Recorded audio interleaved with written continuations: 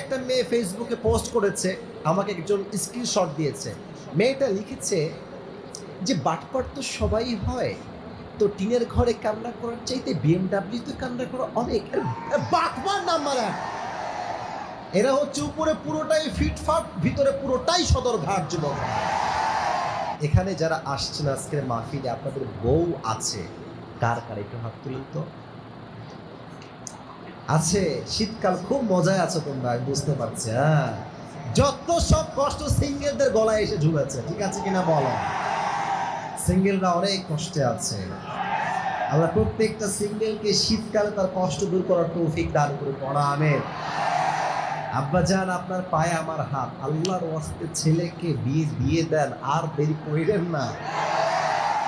এই শীতকালে যার বউ নাই তার জীবনে আসলে কিছুই নাই গো যুবক ভাইরা। প্রত্যেকটা বাপকে আমি পায়ে হাত রেখে বলছি, স্লোগান হবে একটা, আমি বাপ তোকে বিয়ে দিব, আমি হালাল চাই, আল্লাহ জমিনে আমি হারাম নিয়ে বাঁচতে চাই না যুবক ভাইরা। বাপের কথা কি বলবো, সব ঝামেলা হচ্ছে মেয়েদের ভিতরে। মেয়েরা বলবে যে হ্যাঁ টাকা নাই, মানে টাকা থাকলে টাকলাকেও কিছু মেয়ে বিয়ে করে ফেলে যুবক ভাইরা আজকালকার বাংলাদেশে। আল্লাহ এই মেয়েদেরকে হেদায়াত দান করুন, সকলেই জবান খুলে পড়াবে।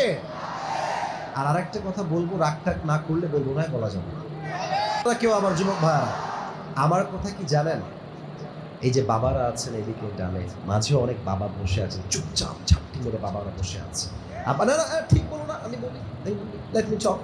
আব্বা যান, এই যে আপনি কথায় কথায় কলেন পায়ে দাঁড়া, ইনকাম কর, 1 লাখ কামা, তারপর তোর বিয়ে হবে। আব্বা যান, আপনার কথা বলি, আপনার ছেলেকে আপনি বিয়ে না দেওয়ার জন্য যদি আপনার ছেলে রাজশাহী গিয়ে পার্কে প্রেম করে বেড়ায়, প্রত্যেকটা দায়ভার কিয়ামতে আপনাকে বহন করতে হবে।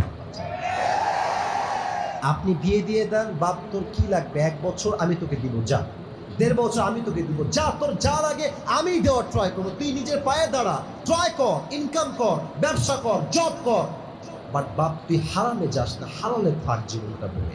আমি বিশ্বাস করি এই স্লোগান যদি দেশের প্রত্যেকটা বাবার হয়ে যায়, ওয়াল্লাহে এই দেশের 80% যুবক জেনার থেকে বেঁচে যায় যুবক ভাই।